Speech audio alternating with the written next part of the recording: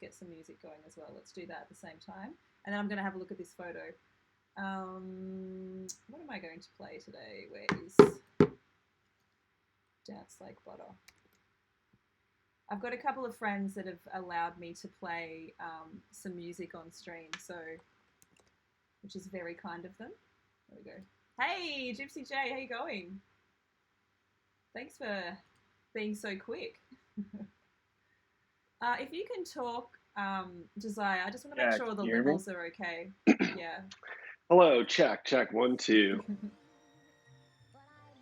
Jay, can you just let us know if that music and everything audio levels sound okay? And I'll just do a quick little Instagram that we're live, and then we'll be good to go.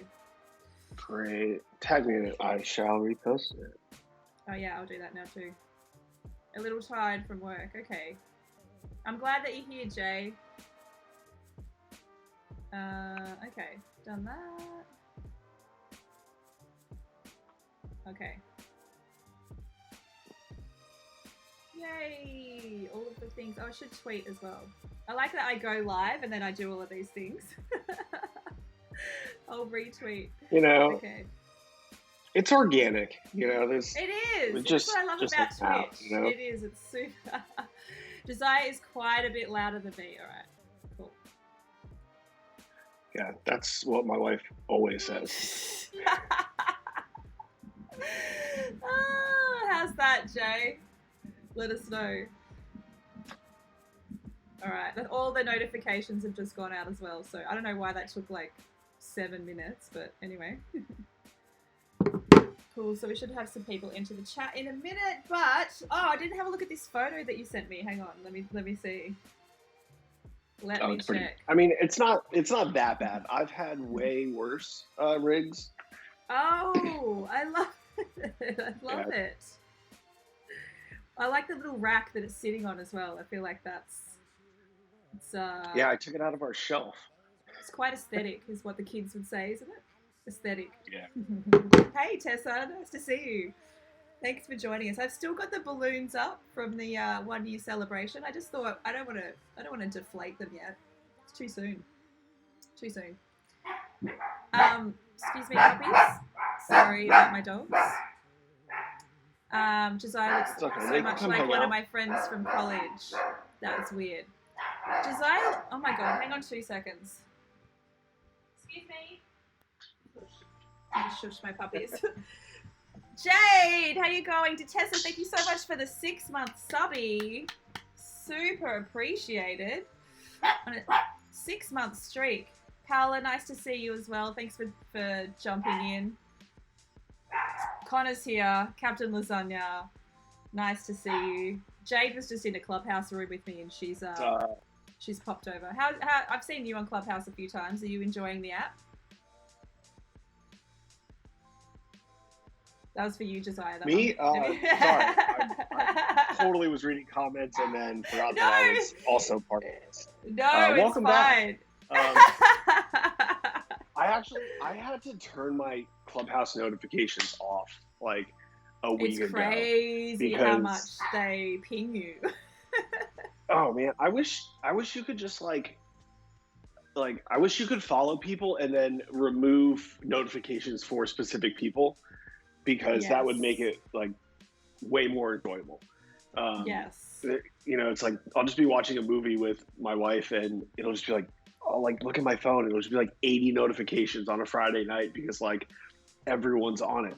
It's like, great. Like, I'm glad that you guys are using this app and like enjoy it. Like, it's a great space, but it's just like, yo, I'm getting anxiety just looking at this. And it's like, I'm like doing something. It's like, wow, that seems like a really cool room. But like, I'm also that's what happens to me. Else. I get like, this happens to me when I'm streaming. I'll see a room and I'm like, oh, that looks like a really good room. I want to end my own stream to go into the room. Yeah. Oh, what up, Sly Dog? What up, Min? G'day, Kenzie. Thanks for joining us today. If you have any questions throughout the interview as well, as per usual, just pop them in. I'll try and get to them. But what was I going to ask you first? I was going to ask you about your move, because you've just moved from Dallas to I can't remember where you moved to. Nashville. Nashville, Tennessee. Yeah. How's the move going? How's the move going?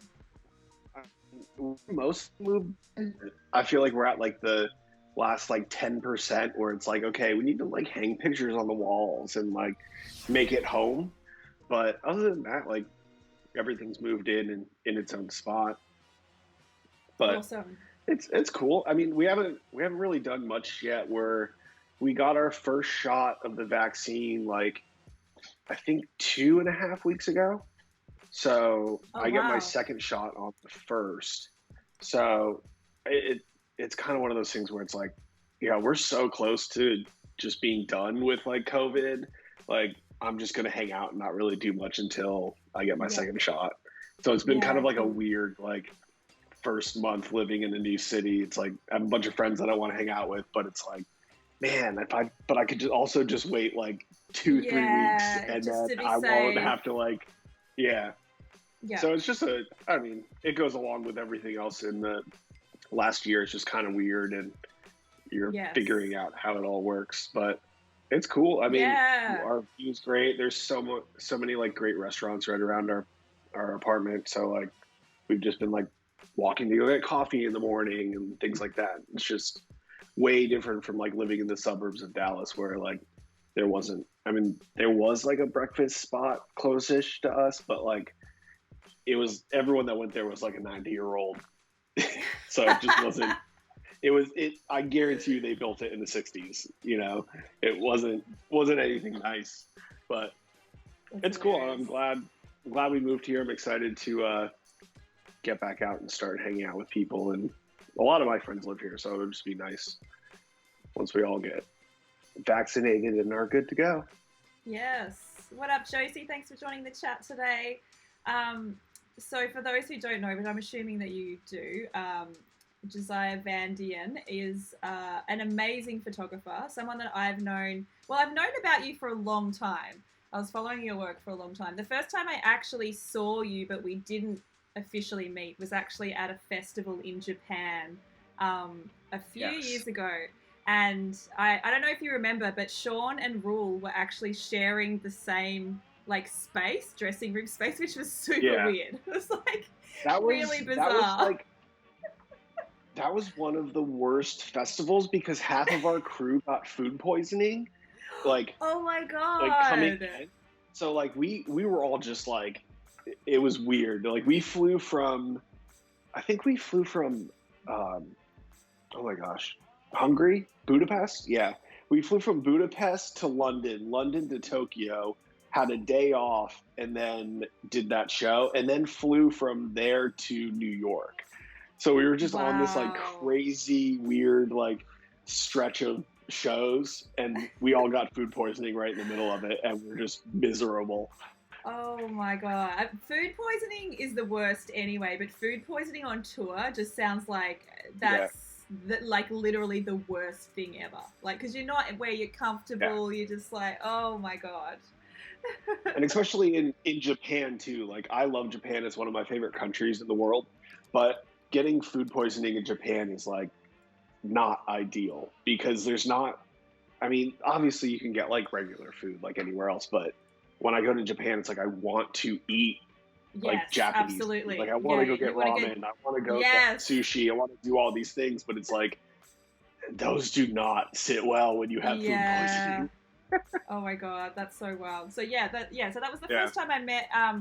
Well, we're in the same like compound. I don't even know, but we were so confused. We're like, why are we sharing a dressing room with Shawn Mendes? This is really weird. But the other thing that we noticed was just how lovely Shawn was and how lovely the entire crew were. Is he went out of his way to introduce himself to Rule. And I remember he made a video for Rule's sister because he said that she was a fan. And we were just like, oh my God, he's like the nicest artist ever. So anyway, we're going to definitely talk about your work with Shawn in a sec because it's obviously a big chunk of your career. But I want to take it back to the start because I know that's not how you came up. You came up in a different scene. Yeah. And I'd really love to talk about your first years. So I started out working with like Warped Tour, like screamo metal bands. The first band I ever worked for was a band called Woe Is Me. and they were from Atlanta, Georgia. And I'd kind of just met them through one of my other friends who was a photographer and was working a lot with them. And then just out of nowhere one year, I like went to their show and they were like, hey, like we have like 2 weeks left of this tour. Do you want to come out with us? And I was like, well, I have work tomorrow and my final exams for college are next week. So yeah, sure. Like, why not? Like, so I just didn't go to my final exams, and I called my boss like after I had already like made the decision to leave and like told him, and he was like, okay, that's fine. Like it was because I was working in a kitchen at that point in time, and it was one of those things where it was like I was going to be gone for like 2 weeks basically. And he was like, to be honest, I can't hire someone in 2 weeks. So if you just come back to work the day you get back, like I'll just find someone to like, I'll flip the schedule around. So I was like, okay, cool. Like, and I just left. And then on that tour, a band named Pierce the Veil was headlining, and I became friends with them. And then the next summer I ended up doing the Vans Warped Tour with them. And then it kind of, that was like the crazy catapult of like coming into the music industry, you know? Yeah. And how old were you at that time? You were just saying you were just out of college, so early 20s? I was like 21. Yeah, I was 20. I was 22, I think. Yeah. I'm pretty sure like the second day of that tour was my 22nd birthday. Right. And were you shooting like stuff? Like, were you planning to do photography, or were you studying something else at that time? Like, I mean, I was just going to college because I had nothing else to do. You know, it was like I wanted to do photography, I wanted to do video stuff, but it wasn't like, I don't know. I didn't have any like, I don't know. I guess at the point, like, it didn't really make sense how you turned it into a career, and I just wanted to go tour with bands because I loved music. And from there, it just kind of was like, oh, like once like you get your foot in the door, it kind of builds, and you're like, oh, cool, like I can go like tour with these bands, you know, and you kind of figure out like your network of people, and like when people go into album cycles, all of those people that are on their crew are going to go work for someone else. Yes. So you kind of just like follow around, you know, like most of the jobs I got were from other tour managers that were, you know, finding other work in a band's like off cycle. Yeah, totally. I think that's the biggest hurdle for a lot of people, is just making that, like getting that first tour, because once you're in, then Absolutely. And that's the hardest thing to kind of, it's even hard to give advice on, like, because there's so many different ways that can happen. There's not, like, every single music photographer that I speak to, there's not one path to doing that. Exactly. And like my path with that was like MySpace, really. Like, love it. It was like, that's how old I am. Well, I'm much older, so don't worry about I feel like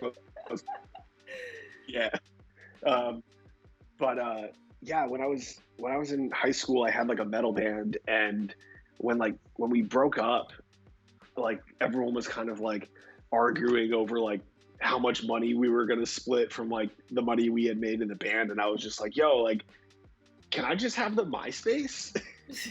So like I ended up getting a MySpace with like, it had to have like 10,000 friends on it. And then I ended up just like turning it to like a photography page and like messaging bands and being like, hey, like, what are you guys doing before your show? Can I take some photos of you? Or like, can I get a press pass or whatever? And then that's kind of like how I got like the original into just shooting stuff. But yeah, it was just blind leading the blind, you know. I had a bunch of friends that were photographers and we're just like, how do we do this? And like, I don't know.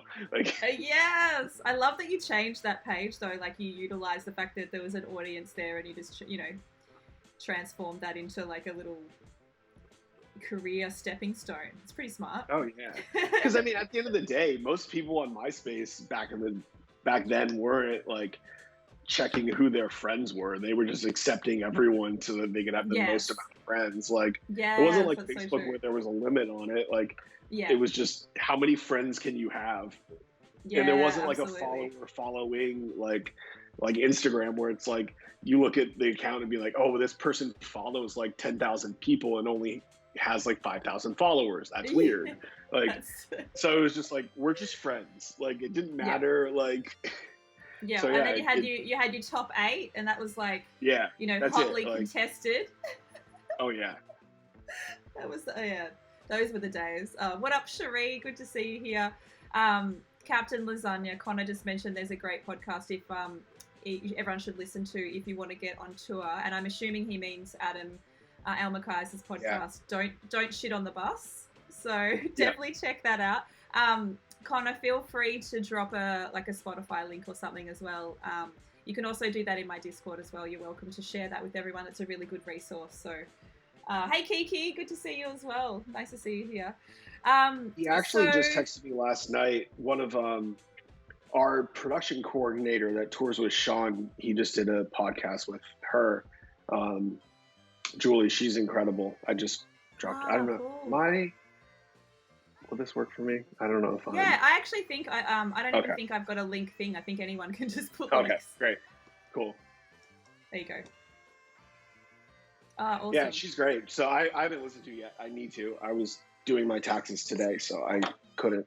I feel like I'm brain dead because I just was doing numbers and things taxes. Like that. Oh my god, my head hurts. It's the worst time of the year. But I think you guys do taxes at like a completely different time to us. But my friend who lives in Dallas was actually he was just saying he was doing taxes the other day as well. Just that's the time of the year, tax time. Yeah. So annoying. I guess we need to start the story about how you started working with Shawn. And I know it's you started working with him when he was really young. And I love the story because it's so similar to my story with Rule and the come up. But I'd love to hear your perspective on the first time you were asked to do that, because it would have been a really different job for you. You've come from completely different genre of music. And what was your initial reaction when you were asked to shoot? No.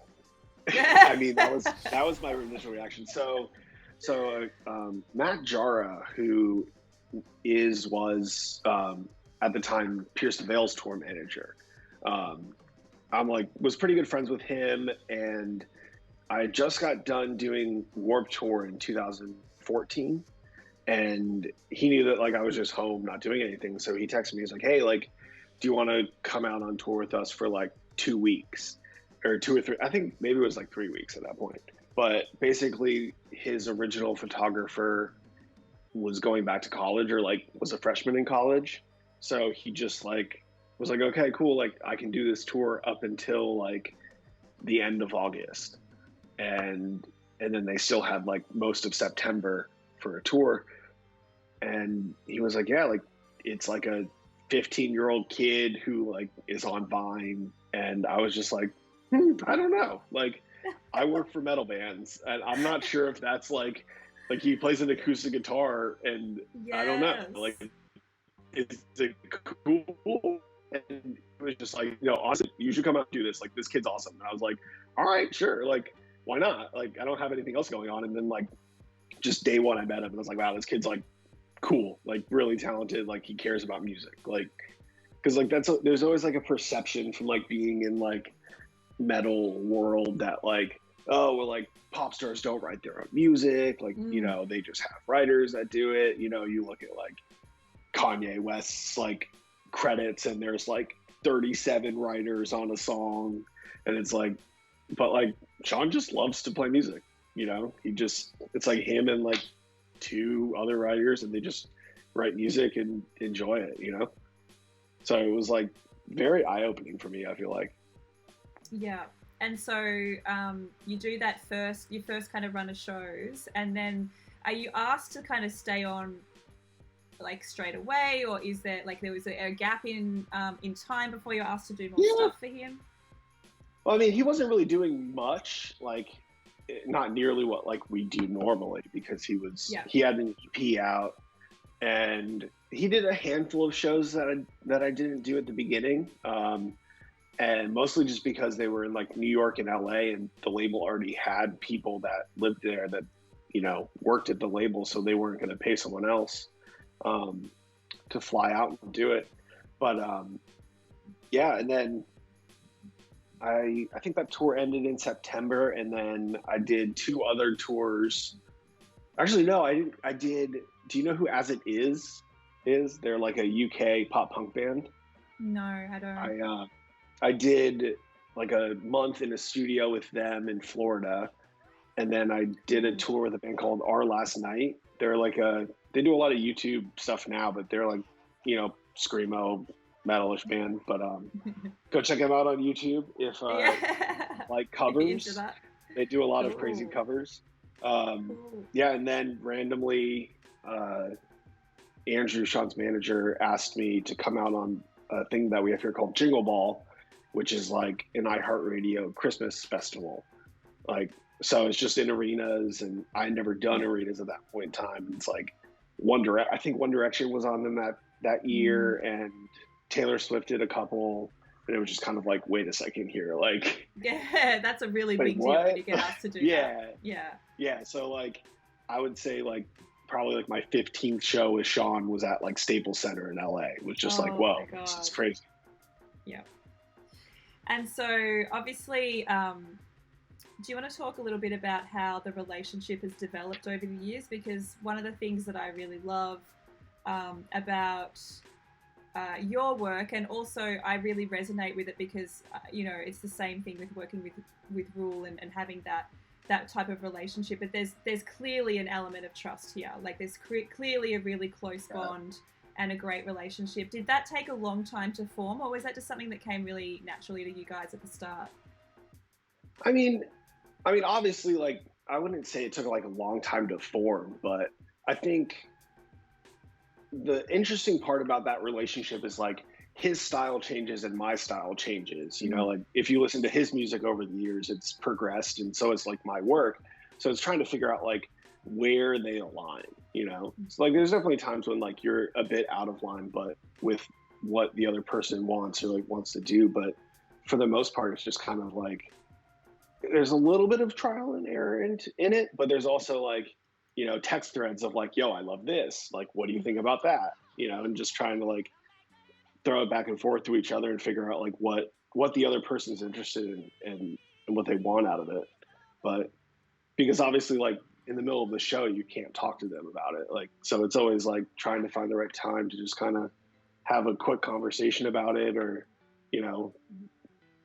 and like part of it too is like seeing what he posts, because obviously, I hand over way more photos than what's posted. So it's like after like 2 or 3 days, and you see them like when you start editing some stuff a little different, and you see that like they're gravitating towards that, it's like, oh, cool, like maybe I should do some more stuff like that, and just kind of like catching subtle hints of like what they're interested in. Yeah, I was just about to ask about your process too. So I'm assuming like at the end of the show, you hand over like a folder of images, and then there's, Shawn's free to pick whatever kind of photos. And then do you guys do anything like, do you guys do a tour book, or do you utilize your photos in any other way? Because obviously there's so many photos. For his last album, we did a zine. I think it was like 100 and something pages. I don't think I might have it somewhere right here. Cool. No, I don't. No, I do not. I lied. I'm sorry. Baba. Forgive me. Just we put together like this whole zine that was like an album packet. You got a CD in the middle of it, and it just had like so many photos from when we were recording to like music video behind the scenes, and just a bunch of stuff like that. That was pretty cool. I enjoyed that a lot. There's something that we do as well. You go. Sorry. Oh, sorry. It's so weird to like, I'm watching the Twitch stream and your mouth was still moving, and I was like, wait, did I lose her? And then I was like, no, it's delayed. I should just talk, not make this awkward. It depends. I mean, with mostly tour stuff, it's like there's just so much tour stuff that like it honestly just lives a lot online. And then we have there's also an account called Shawn Access that's just kind of like more of a fan account, like interactive account. that we have on Instagram, and we post a lot, like way more stuff on there than what he does on his feed. And then Cool. That's a great idea. and it's like posting different things on different platforms too. So it's like we post stuff on Instagram, but then like post different stuff on Twitter. So it's like people are following on multiple platforms to get, you know, the most content that they can. Yeah. We did that as well for the last tour. We did different photos on Instagram and Twitter, and then we did like an album on Facebook that was, because there was just so many photos, and it was just so every show we would just do an album, like, you know, it might have only been 20 photos or something, but there was, because there's so much content that people never get to see, you know. So we're just like, what do we do with this? Why don't we just let it live on Facebook? And every city has an album, and it's just some performance photos, and people can see if they're in the crowd or whatever, and like that seemed to work really nicely. Yeah, it's great to utilize that over different content, different platforms. Content over different platforms is what I was trying to say. I genuinely wonder what the pandemic will do to a lot of like concert photography when it ends, and like when concerts start coming back. It's like how much are people like, because like me personally, it's like I'm burnt out on social media. Like, you know, pre-pandemic, I hated TikTok. Like it was the weirdest platform. I didn't get it. And like at the time, I feel like it was a lot of like dancing stuff. And I was like, this doesn't really make sense to me. Like, I'm not going to ever dance in front of a camera. And then like 4 months ago, I was like, okay, I'm going to download this app and see what's going on. And like, that's all I do is just watch random TikTok videos. Same. And it's like trying to figure out like, it's like how does TikTok work in like the space of music and like promoting artists, but not in the same sense of a promoting their music, but like promoting a tour, because at the end of the day, that's the biggest like underrated part of our job is like we're selling a tour. You know, it's we're showing people an experience that's happening, and they're like, wow, that looks so awesome, I want to go. Like, I have to go to that. So that's trying to figure out like how, like what platforms are still relevant, like enough to do that with, and is Instagram still that? I don't know. I'm trying to figure that out. I think it'll be very. I'm so with you. I'm constantly going through this at the moment. Instagram just seems to be dying, or at least for me. Like every day, I'm just watching what like the interactions down, the followers are disappearing. But TikTok is definitely a place where people are really engaged. I started posting like just photography related stuff, trying to find a voice over there as well, like not in a cheesy way, because there's so many like really cheesy photographers. You know those photographers that like go up to people and they're like, oh, I've never met you, I'm gonna take your photo. Like I can't do it. It's kind of cringe. It's a bit cringe. So like trying to find a way that's not cringe. I mean, if you're starting out doing photography, like that's cool. Like go up and just ask people if you can take photos of them. Like I don't know about. I feel it's under the category of like I'm videotaping me give money to a homeless person. Yes, because it's just kind of like it's just I don't know. I feel like it's like it's like if you want to just take pictures of random people doing stuff, like just do that. But like also like I understand that it's like okay, that's how you're using TikTok to get your photography recognized. So it's like I can't hate on it, because like I see these kids that have like multi-million followers, you know, on the platform from doing that. It's like great. Like I have no problem with you doing that. I probably wouldn't do that, but I'm also like 31 years old and a guy. So I feel like if I just was walking up to like, you know, I don't know, like 21-year-olds in the park being like, hey, can I take your photo? Like, I think it wouldn't come off the same way as like someone that's like in their teens doing it. So I would probably shy away from that, you know, but I think that there's plenty of, I don't know. I really wonder what the connection will be when it returns. Yeah. Oh wow, you're going through all of the photos. We're just going through your Insta. So If anybody has any questions too, so that's my sister. Come in. Oh All yeah, right, let me go back. Let me go. This is at This is cute. Kennedy Space Center. This is I cute. want to say that I was like, I have no idea. I actually have no idea how old I would be in that photo. Probably like, I'm gonna guess like 7, 8. Yeah, 7 or 8 is what my guess would be. Yeah. Yeah. Yeah, that was a fun day. Cute. I want to talk to you about your early years, because there's a lot of aspiring music photographers in the chat today, and one of the things that they always ask about is like dips in confidence and how to push through those early years where it just feels like, you know, you're doing heaps of work for free and no one's ever going to notice you. And do you want to talk a little bit about that time? And was there a moment, I guess, what did you think your kind of break was where you were like, cool, I definitely think this is something that I can do. I feel like people are going to take me seriously, and I can do this as a career. See, I think that's the kicker, is that like I genuinely never thought that I could actually do this as a career. I starting out with this, it was, you know, one of the big like industries in my hometown is like there's a nuclear power plant there, and like most of my family works there, and that's kind of just like, you know, it's a good paying job, but like it's, you know, manual labor that you're going to do for the rest of your life.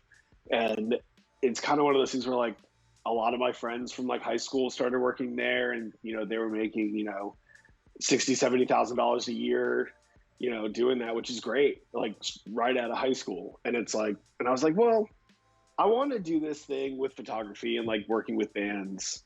And even if it doesn't work out, then like, I'm just going to go do that, because that's what I would be doing right now if I didn't do photography.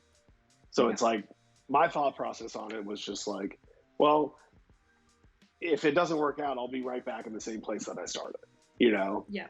And I feel like with that attitude, I wasn't ever chasing anything. I was just being like, okay, cool. Like, oh, I got this tour. That's fun. And it just kind of kept extending itself, you know, like, I mean, I'm 31 now and I'm still doing it. So it never really like there was definitely points where I was like, should I still be doing this? Like, you know, and I mean, I still ask myself that the same, you know, like we haven't done a show. Last show that I shot was in December of 2019. So clearly we're not, you know, in the best industry right now, but I still have a skill set that translates to many other, you know, lines of work, you know, so I guess that's kind of where I'm getting at, is like music photography specifically is like, you know, do what makes you happy and like chase your dreams, obviously. But at the end of the day, if you're good at what you do, you can still do hundreds of other things with being a photographer that don't make you, you know, work a boring 9-to-5 job at a power plant, you know, for the rest of your life. Not that there's anything wrong with that, but no, it's just following what your heart kind of desires, I guess. Gypsy J just said, where are you from originally? You said you moved to Nashville. Are you from Dallas, or you just living there? No. So I'm originally from a place called Jensen Beach, Florida. If you're familiar with Florida, there's a city called West Palm Beach, and it's like an hour north of there. So it's like kind of a smallish town. And then I moved to Philly for a year or so, and then when I started dating my now wife, We're looking at your wedding photos, by the way, so good time to mention her. Yeah, perfect time. I moved to Dallas with her in probably like 2016, I'd say, and then we just moved here. I'd love to talk to you about something that I haven't really had the chance to talk to anybody about before, but you have obviously been touring so consistently for the last, was it at least 5 years or so with Shawn? Yeah, pretty much. So, well, if you don't count last year. Oh yeah, let's. Well, I mean, nobody counts last year. We were still pretty busy last year because he was recording an album and releasing it. But obviously, it wasn't like shows and touring. But I was still kind of gone like 5 months out of the year last year, which is a blessing, honestly. Well, exactly what I want to ask you about is actually that balance with having a partner and now being married and being away so long. Because people ask me that question all the time, because now that I've started touring consistently, I'm away a lot. How do you guys find that? How is that balance for you? And is it something that you've had to get used to, or is it something that, you know, just works really well for you guys? We're very, very lucky because my wife works for an airline. So out of all of the people that are in touring, I would say that we're in the best case scenario because she can just come fly out and visit for free. Or like very cheap if she's coming to like Europe or something like that. But it was like, yeah, so like in 2019, I think I did like 305 days on tour. Like it was an insane amount of touring, and I saw her. I don't think I went more than like 3 weeks without seeing her because it's like we were in Europe for like 3 months, but she came out like once a month because she could fly over on Thursday night, take Friday off, and then she would be there the whole weekend and then fly back on Sunday. And because she works for an airline, she basically only pays taxes on it. Because it's just like they have agreements with other airlines. So, it was like $100 or $200 to be able to do that versus like for anyone else where it's like, you're talking about $2,000-$3,000 round trip just to do that. So we're in a very, very lucky position to do that. And obviously like when it came to like Asia and Australia, like that didn't happen. But, for the most part, it was very convenient. We're really lucky for that. But it's also just kind of like a mindset and like knowing that that's the job that I have and that's the role that like that's what it is. Like my job consists of that. And I know that it's not something that is like sustainable long term, I don't think. But like I don't want to be like 40 doing it just because it's just I'm not sure like what that looks like for me. I'm giggling while you say that. I know. Like who would want to be 40 and touring? No, oh my god. But I get what you mean though. I get what you mean. Also at 24 years old, I was like, I don't want to be 30 touring, and here we are. Yeah. So, but also like when I was that age, like I didn't have any like I had no idea that I would be touring with the size, like the caliber of an artist that I tour with, and doing the amount of shows as well. Like there's not much that's comparable to what you've been doing for the last 5 years. Yeah, like, it's wild. Yeah, like I never, when I was thinking about that at like my young 20s, like I never actually thought that, I'd get a job touring in like arenas and stadiums. Like that's just not something that was really on my radar. So it's and like when you say that that's not sustainable, like that's I don't think it would be doing you just said 300 shows potentially, like that's grueling. Like we've done blocks of months, 2 or 3 months, and then you'd come back home, then you might go for another couple of months. Like that sort of stuff I found actually really easy, really manageable. But when you start making that next step up to just arenas and world tour after world tour, that's a slog.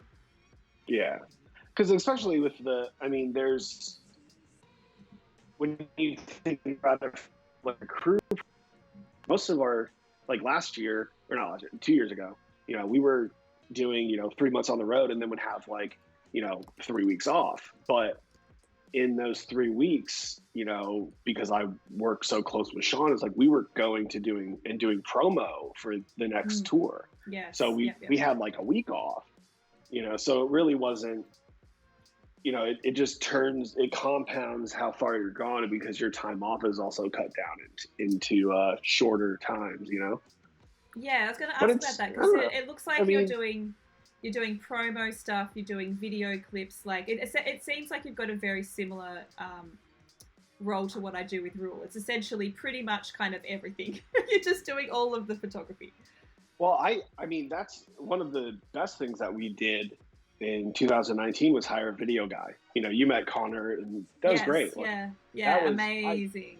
I would not have survived that year if I still had, because originally, I mean, up until that year, Yes. I was doing all of Shawn's photo and video. That's so it was wild. one of those, That's wild. but until then, it was just, you know, it wasn't as grueling. But I mean, 2019 was just extra long, so it was just yes. incredible to have someone else, you know, in that Oh. in that boat, Yeah. you know, cutting content for us. I don't know how you did it for so long. I did that for one tour, which was actually that Japan, the one where I first met you guys. Yeah. I did video and photo, and I was crying every day. Like, I just could not. First of all, I was learning video and learning editing, which is just like the worst thing to do while you're on tour, and then try to do just no. Well, that was another, I guess, when you talk about like beginnings, like that was a big thing for me getting into touring as well, is that I had a great concept of how to edit video, because when I was in high school, I used to make jackass videos with my friends, and I did TV production. I did like our school news. So our teacher, my freshman year of high school, she was new at the school, and she had just come work from a TV station. And she, like, first day of school, I was like, hey, like, is it okay if I come during lunch and like edit? And she's like, yeah, sure. It's like cool, because like their computers were just twice, 3 times as fast as like the computer that I had at home. So I was like, yeah, I'm just gonna do it here. Why not? Like, instead of it taking 3 hours, it'll take me 20 minutes here. So hi Tom. Sorry, I just had to stop. I had to stop and say hard stop. Hi Thomas Falcone. Oh my God, it's Thomas Falcone. What did he have for dinner, and is he going to do the dishes so Ariella doesn't have to? Those are the questions we need to know. Anyway, before we can continue, let's go. So like freshman year of high school, like I taught. She was like, wait, so you know how to edit video? And I was like, yeah. And so I like would come during my lunch break and teach her how to edit video. And like I only did it like it wasn't that hard. She had like a general grasp of how to do it, but like she never had used like Adobe Premiere. I can't talk. She hadn't used Adobe Premiere before, so I just like walked her through how all that works. So it's just like kind of one of those things that like when like the Canon 5D Mark II came out, and like it had video on it, it was like, yo, I can also do this. So, you know, when it came to like bands looking to take someone out, it was like, all right, cool, like we could take this guy out who's a photographer, or we could take Josiah out and he can do photo and video. So for me, it was something that like I always did. So good, yeah. So it really wasn't that big of a curve. You know, it's by the time I was working for Shawn, I had been touring for like 4 or 5 years, doing it all the time. Yeah, man, it's such a huge workload. I definitely was very grateful when they got Joel to do all the stuff for Rule, and it just means you can focus on one thing, and you definitely do one thing way better than try and split it between 2 things. Like, you're always going to miss a moment. Like, it's hard to know which moment you're going to get. Is it going to be the photo, or is it going to be the video in this instance? That's actually one. Let me find continue what you're saying. But no, Jay was just asking a question. Yeah, cool. See if you can find it.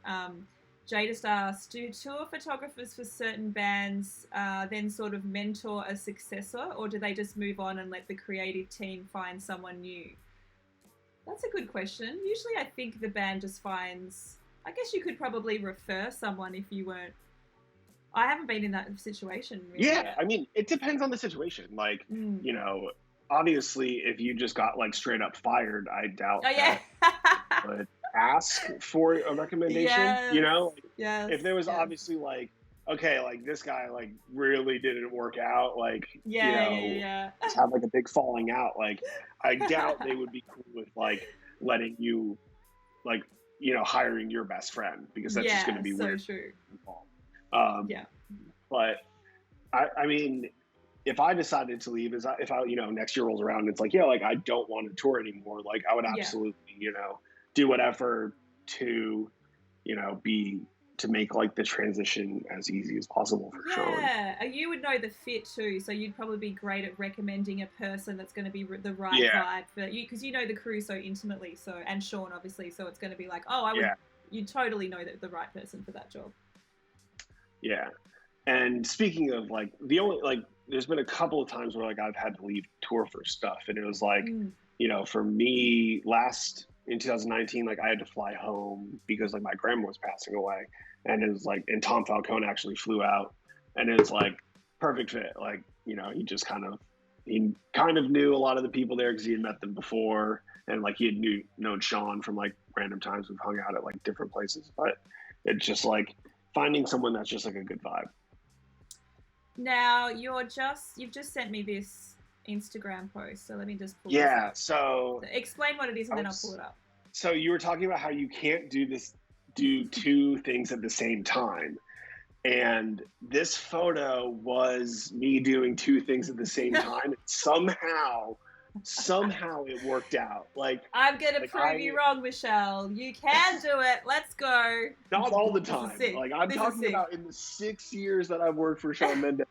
It's the only time that it worked out. I love this. But I was filming video of this. This was at, I want to say, it was at Quebec City. Hold on. No caption. Why would I write a caption? No caption? There's no caption. I never wrote captions then, apparently. Edgy. I love it.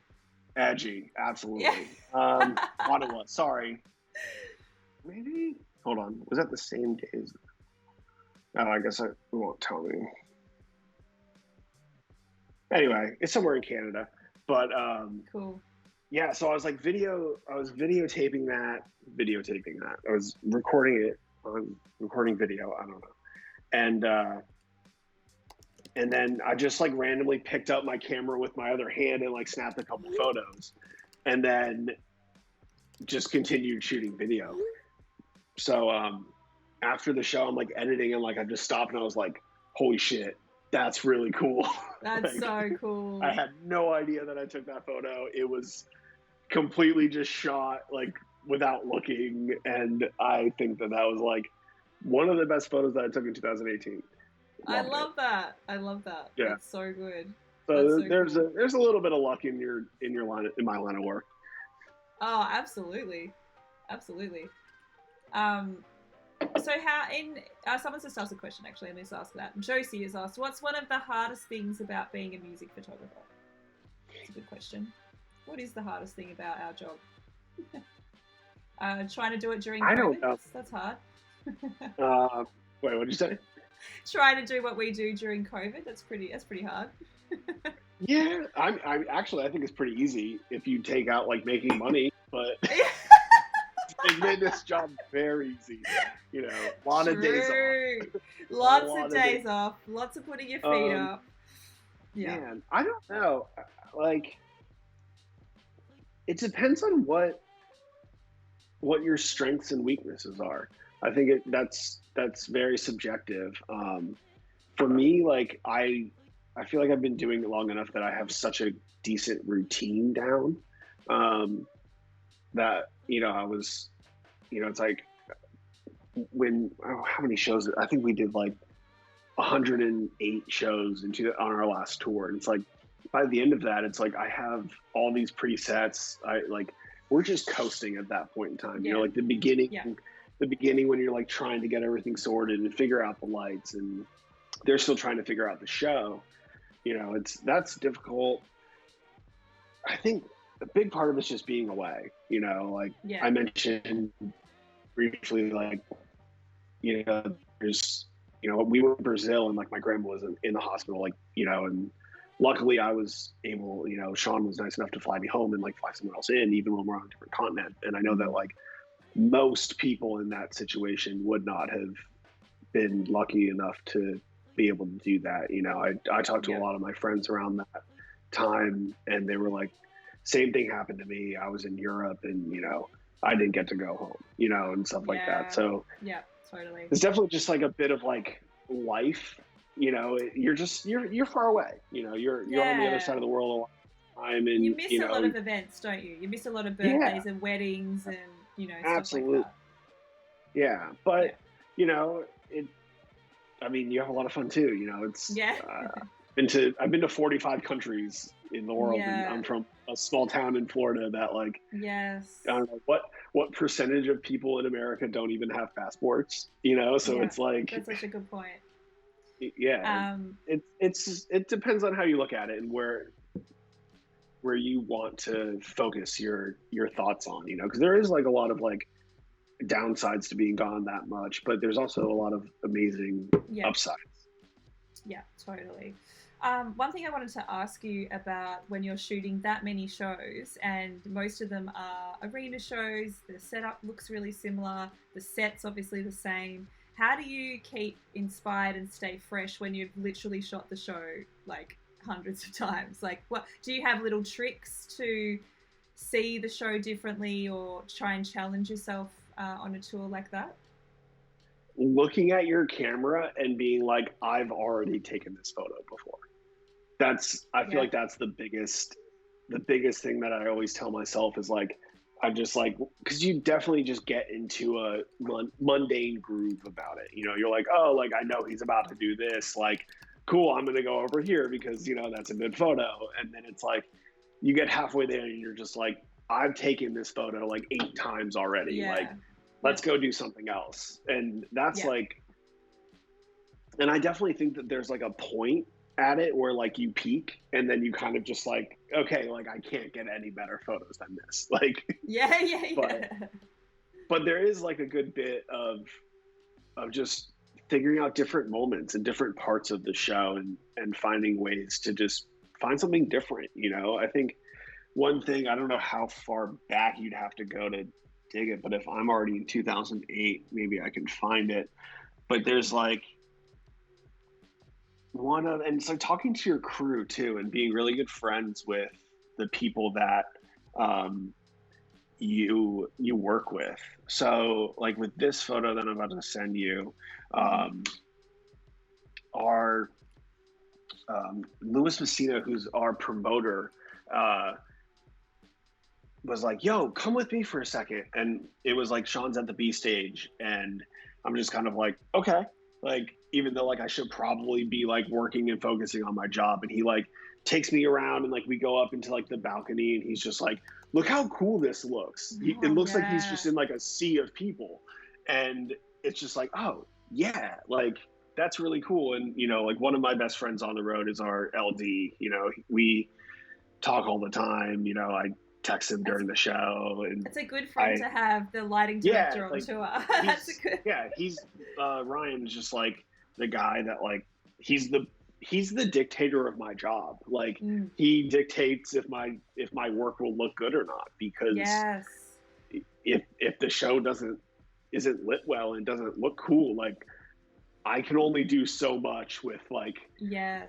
what I have in front of me, and he's just insane at his job. And you know, we'll just throw ideas because obviously it's like you can only work so much because like the show's planned out. You know, like Yeah. we only have these lights. You know, but it's like at the end of every show and last tour, Shawn would jump off the back riser, and then like confetti would go off, Mm. and then he land or whatever, and like you know 3 or 4 shows in he was like, yo, why haven't you taken a cool photo of his jump? And I was like, okay, come to my computer, I'll explain exactly why.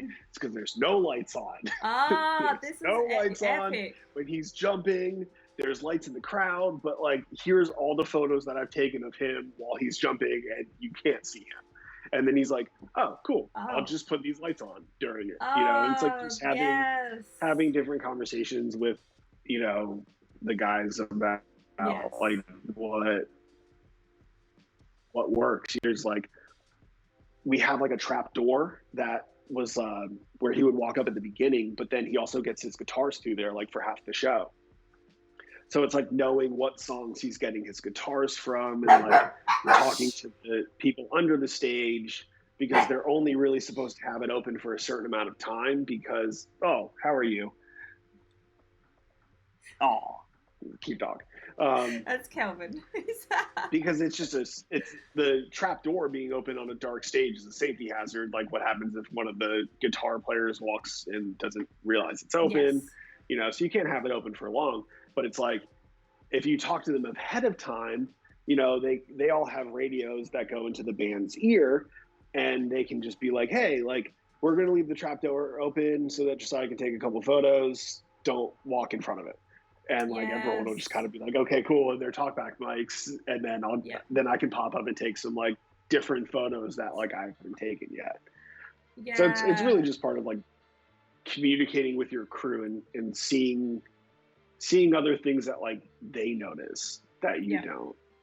Yeah, absolutely. I think that's one of the best things about being on tour is those relationships and, you know, you speaking to the lighting guy at one point to say, hey, there's a shot that I haven't got yet, but if you can put the floodlights at one point so we get a sick crowd shot or something that's like a little bit different, so the perspective and you know, they're looking out for you. Okay, you ready? Let's do it. Like all that sort of stuff. Like it's it makes your job so much more enjoyable too, because it's almost like you've got these little like, I don't know, these moments that you're going to get something that you haven't got for the entire tour. It makes it exciting again and stuff, which is cool.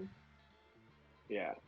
And it's also like playing different rooms. So like towards the end of that tour, like all of the shows in Asia and all of the shows in South America were in proper arenas, you know, like, because they don't really play basketball. So that's like in America, at least, all the concert venues are built around basketball. So when you get into like Asia and stuff like that, they have just like, I don't know, what's the word for it? Conference halls?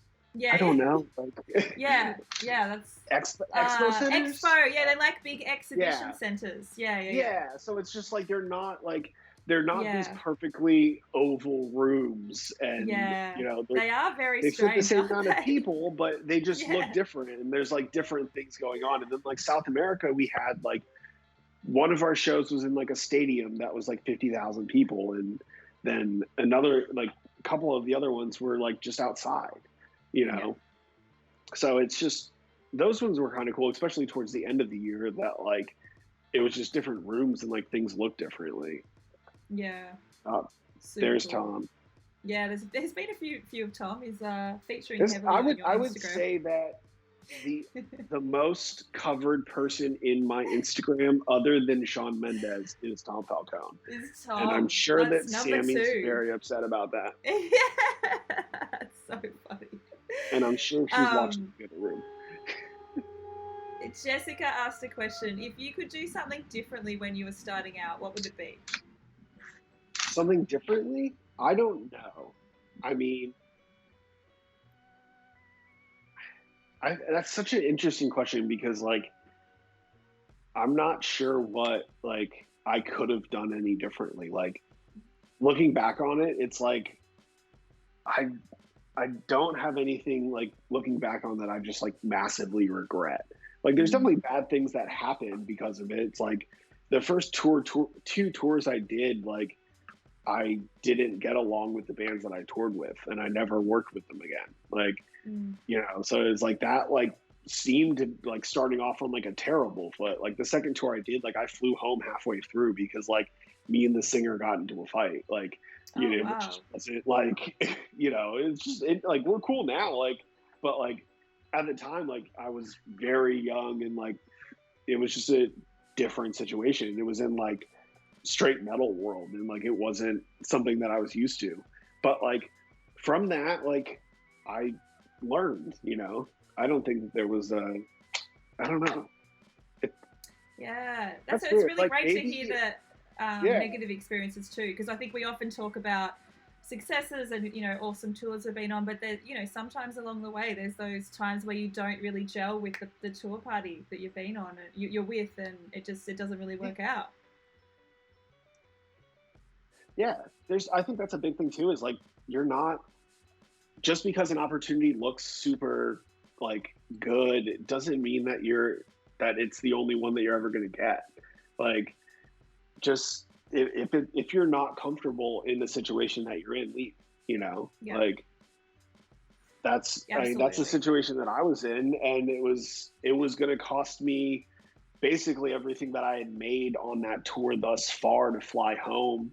And then, but I left on the day that we were at like this weird festival, and I had met one of the other bands on the tour, and they were going to Florida in a couple of days anyway. So I just rode with them for free. Like, it's kind of just weird. Like, put yourself out there and see what happens. And I don't know, like, obviously have your own boundaries and know when to not overextend yourself. But for the most part, I don't know.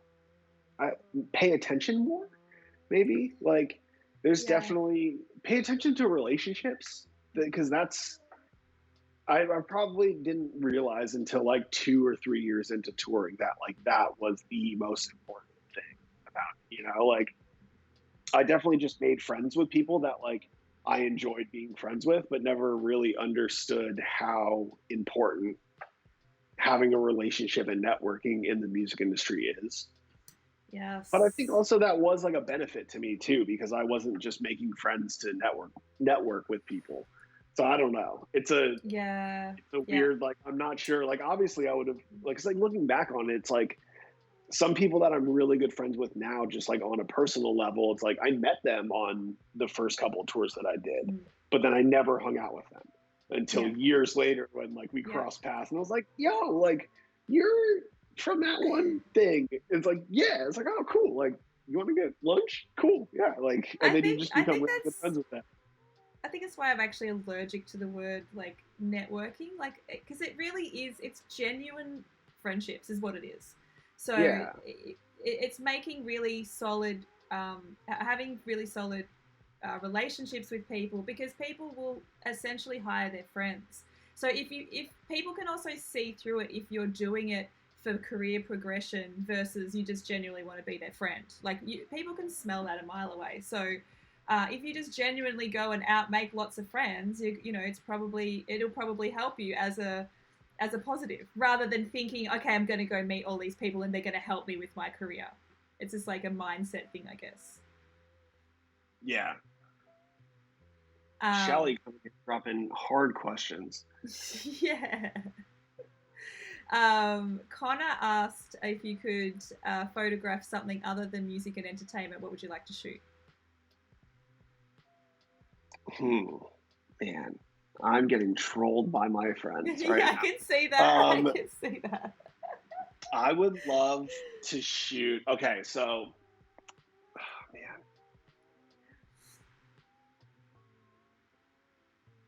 I don't know. I hate you, Connor. Kanye's wedding. I'm kidding. Shout out Bash Boys. Thanks for trolling. It's good. I love what Connor does. He does National Geographic stuff. I think that I'm more interested in like shooting people, but I hate street photography. So there's like this weird in between of like what's an interesting portrait of someone that's not too invasive and that's actually like personal, you know, but it's not necessarily like just a random picture you took of someone without their consent, you know? Yeah. So I feel like there's like a good bit of places and people that I would like to go visit. Like, I don't know. That's such a weird question. It's, who knows? I feel like I'm in such a weird mindset with like there being no music around that it's like, what could you do else? And I'm like, everything. I want to do everything. Just anything, but then actually. It's like, oh, I can't because I can't go anywhere. I don't know. My mind's racing at 1,000 miles a minute just actually thinking about all the things that I could do instead of doing music. Yeah, for sure. Seeker Min asked, how do you slowly figure out the boundaries between opportunities and self-worth, for example, getting paid? Did you find that step a tricky one at the start? Yes. But it's also, it depends on, I think one way that I feel like I'd explain this to someone and like I felt really good about this explanation at the time that I gave it to them.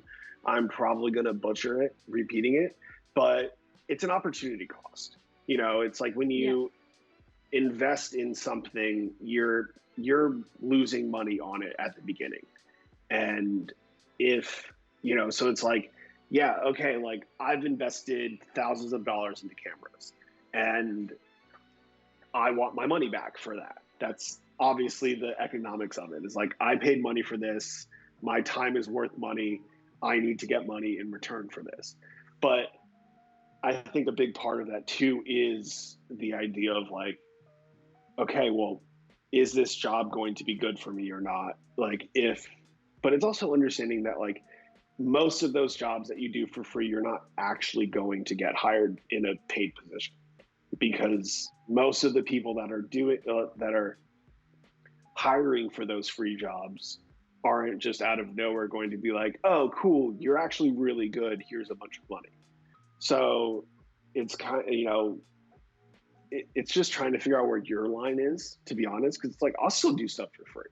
Like if it's, you know, concerts that I like, and I'm just gonna, my friends are playing shows, I'm just gonna go take pictures because I enjoy it and I enjoy their music, and I'm not gonna like invoice them at the end of it because I just enjoy their company and I love their people.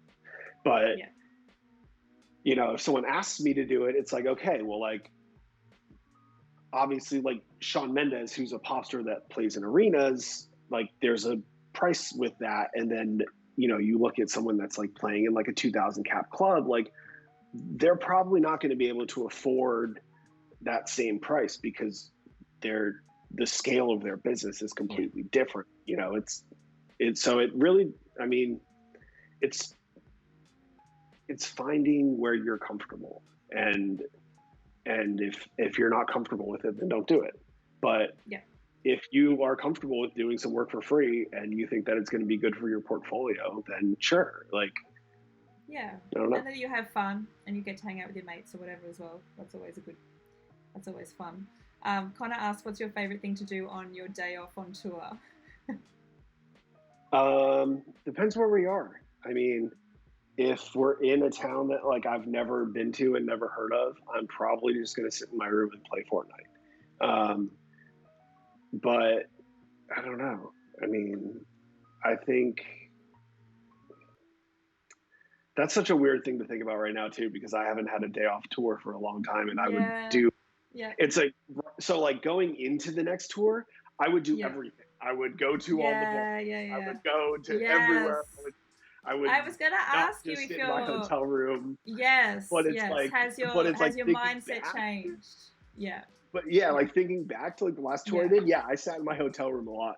You know, it was like I was planning a wedding while we were on tour, and it's like most of my days off were spent like trying to figure out logistics of like what a wedding is. So I spent a lot of time in my hotel room then, but like now I'm just like, yo, I do everything. I would go on a hike. I would go do this, that, like have a schedule. Like, because there's people like that, like they're getting into one of their friends that they met on like a message board for hiking is picking them up as soon as the bus drops them off. That's me. That's what I.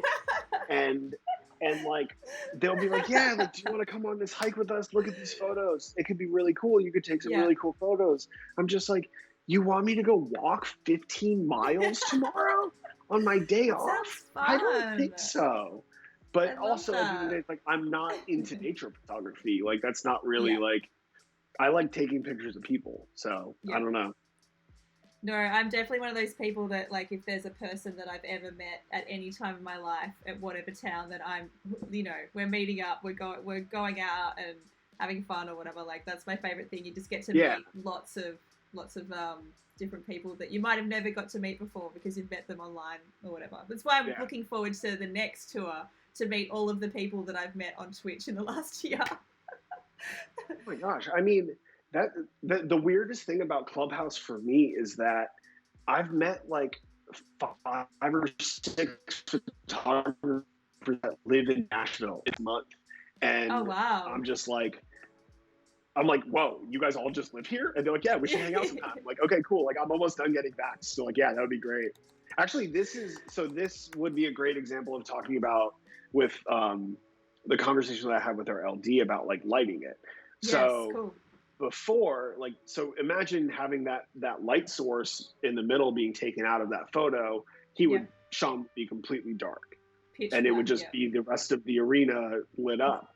So it's like having those conversations with, like, that's the exact example of that. Just having conversations with people. And yes, 100%. Connor actually has a question here that's a really important question. I think everybody that tours needs to know, what is your bunk of choice? Are you top or bottom? It's really important. I would love to say that I'm a middle bunk guy, but I'm not, and I'm a top bunk guy. Are you? It rocks you to sleep, and I'm tall enough that I can just crawl right into it. Crawl, like you just get like a one hop up. Psycho. Joey, I don't know anyone that chooses the top. Joey... That's funny. They're all trolling you now. It's actually hilarious.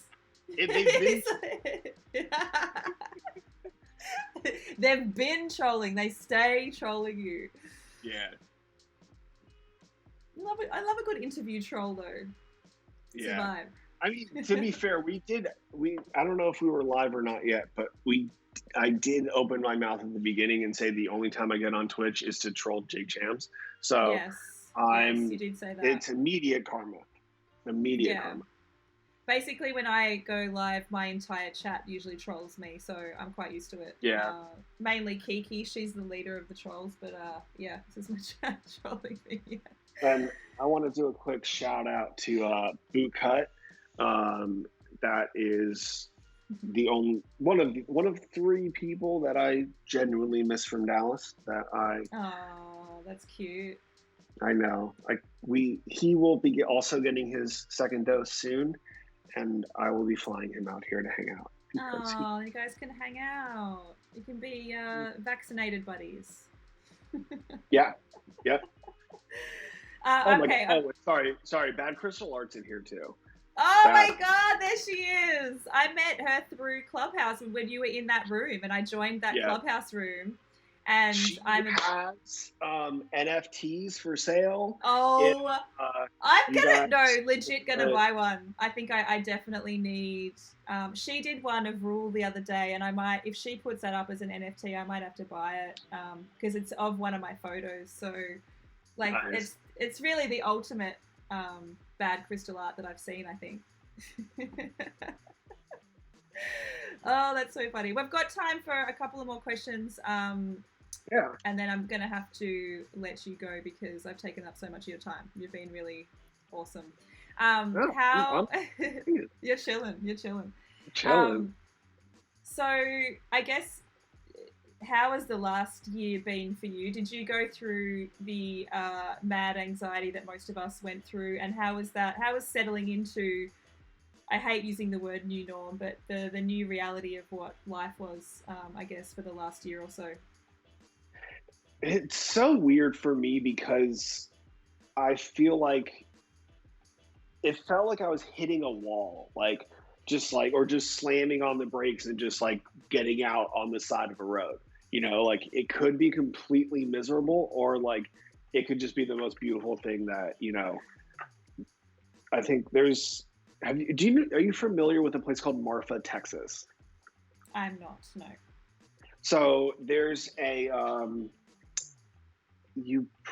I know that this is in my Instagram feed, like right where I'm at. Cool. I don't know where you are in it though. I could probably look. Anyway, there's just this weird like Prada store in the middle of a desert. Oh wow. Yeah, I know that I have to put this photo somewhere. Anyway, I don't know if you want to Google Prada Marfa, but there's just this like random store. It's not even a store. It's just like a piece of art. Like it was basically a feed store, and the county ended up owning it, and some random artist was just like, "Yo, can I turn this into a Prada store?" And the county was like, "Yeah, sure. Like that sounds cool." And it's just this random I just found place. it. So anyway, I was, yeah. So it's just this random piece of art, and me and Sammy were driving through there on our way to a place that we were camping one night. It was just pouring rain, like you couldn't see your headlights. That's how bad it was. And then we passed that, and like 2 or 3 minutes later, it just like stopped raining and was just blue skies, but you could see the storm in the distance. And it was like the quietest quietest place I've ever been in my life. Like I used to smoke cigarettes, and like you could hear the paper burning on your cigarette. Like Shit. it was just the weirdest thing, and you could see like the storm and the lightning in the distance. Anyway, I digress. But that's kind of how the pandemic felt for me, is because like I was gone 300 something days, and then I got married, and then I left like 2 weeks after that to go to a studio with Shawn and be there for a month. And then halfway through that, it was just like, no, you're flying home. No idea what's happening. So it's just like, it went from this like crazy whirlwind of like doing a tour while you're planning a wedding, and then you get married, and then like, okay, cool. Like you have this one honeymoon, and then, you're going to be gone for most of this year anyway. And then bam, like I'm just home hanging out with my wife. That's it. And we were fostering dogs because like there was a bunch of people that, were not able to keep their dogs because they couldn't afford it. So like we were just taking in some dogs that were great. And like I was doing random projects in the house that we had just bought. And I mean, it's as much as like this past year has been like super tragic, and like a lot of people have been hurting. It's like, it was nice to just take a step back and like, just enjoy, like have life slow down, I think it really makes me reevaluate like all of those times I've missed with people, and like the friendships that I haven't like gotten to, nurture because I've been gone. Yeah. So I don't know. It's a weird, not having a job that's consistent and things like that, like sucks. But like at the same time, it's like, I get to eat dinner with my wife every night. That's great. Like I've never imagined in my life when that was going to be a normal thing. That's very cool. I don't know. It's really like a win some, lose some. Yeah, absolutely. And what's this year looking like for you? Are things starting to pick up? Are they starting to kind of pencil in stuff that might happen, or is it still waiting out for this vaccination rollout to see what happens with bigger shows? I have no idea what would be happening show-wise. I'm so far removed from that conversation that, it's like I hear about a lot of people like talking about, putting shows on, like, on sales for like, I don't know. I don't know. I mean, it's so weird. I feel like I'm just going to kind of be focusing on like doing more studio work and maybe some e-com stuff, and try and maybe spend the year to kind of walk away from music a little bit while it's not booming, to see what else I like. Yeah, just kind of opportunity to do that. Maybe drop an NFT, who knows? Yeah. I don't know. If somebody in the chat asks what's an NFT, I'm going to have to stop the stream. I'll be like, gosh. No, we got absolutely not talking. Another 3 hours. Oh, man. Every time on Clubhouse, I'm like, please, nobody ask what's a fucking NFT. I can't do this conversation. Guys. Okay. Guys. So you know the Mona Lisa, okay? So you know the Mona Lisa. Oh Imagine if you owned the digital version of the Mona Lisa. That's it. That's an NFT, bro. Oh my god. Joey, wait, so you don't actually own it? It is no, but that's the thing though, is that you do, but you don't. This is amazing. So Shelly, who's in I doubt that you're familiar with him. I think he was in here, right? Was Shelly? Yeah, he was. Yeah. I did see that name before. So anytime someone, so basically all of these people, like most of the people that are just trolling, like Connor and Tom and Nick and Joey and Sheldon, they're just my friends that like all came to my bachelor party. Oh, that's cute. Exactly, it's adorable. They're all wonderful humans. And anyway, every time we like will send a link to someone's NFT that's going for like thousands of dollars, Sheldon will just screenshot it and then send it and be like, "I own it," just for no apparent reason.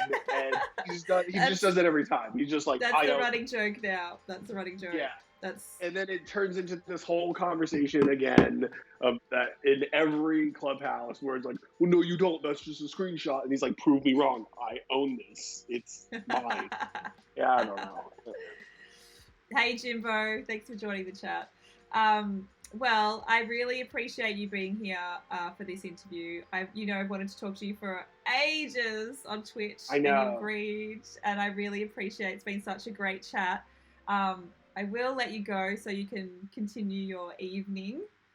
Super appreciate it. It's such it's like I said, I've known you peripherally for a few years, and then we did get to meet. Was it 2019? I guess officially. Yeah. And I need to thank you for being such a amazing supporter of my work. And there's been definitely a few times where you've given me shout outs and stuff like that. To the wider kind of music photography community, and I do really appreciate it. It's super dope. So thank you so much for that. What you do. And hopefully we get to cross paths again when this, when our job means we can do our job again, which would be really good. Hopefully. Hopefully. I think going to Australia whenever you guys open up will be on me and my wife's checklist because I'm telling everyone to move. She wants to come. She wants to go there so bad. I miss it. Yeah. Do you live in? You don't live in Melbourne. You live in Brisbane. Yeah. No, I live in Melbourne. No. Yeah. Oh, you live in Melbourne. Okay. Yeah. I'm in Melbourne. I think. I need to go again. I love that place. Yeah, I was just at the Brisbane show. Yeah. Brisbane and Auckland, but Melbourne is where I'm at, and when you guys definitely let us know when you guys are here. The good thing about our situation is we don't have any COVID. But you gotta wait 2 weeks to come into the country. You have to wait 2 weeks to come into the country. There's a quarantine situation. The borders are actually not officially open. It's a good way to keep COVID out. Totally. That's the thing is I have one of my friends, Ryan Chang, is from Singapore but lived in the UK, and he went home and he had to do the same thing. It's he just had to sit in a hotel room for 2 weeks, and it's cool. Yeah. Singapore doesn't have any COVID cases. That's great. I wish that the US would maybe do something even close to try and I don't know. Just try a little bit. I don't know. I mean, we did have a very really annoying watching New Zealand throwing shows. Yes. It's just annoying. New Zealand, they just got it sorted straight away. They went hard and fast. We kind of went medium, and then it got out again, and we had a super hard lockdown in Melbourne, a 7-month lockdown. Yeah. But now most things are back to normal except for the really big shows. So I'm actually shooting my first festival with Rule next weekend in Perth. So I don't actually know how many people will be there, but that's the first Rule festival that I've shot in since January 2020. So that's very exciting. Shelley Sketch is here. She's in New Zealand. She just keeps taking photos of herself shooting festivals, and we're just boo, Shelley, stop showing us those photos. Jealous. Oh my god, so jealous. Anyway, thank you so much. We'll say goodbye.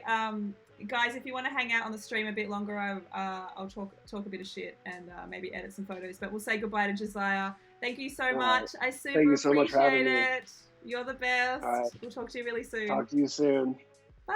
Bye.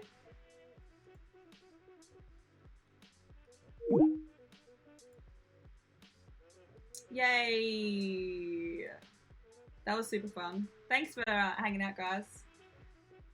Thanks for everyone that were asked all the great questions in the chat, and all of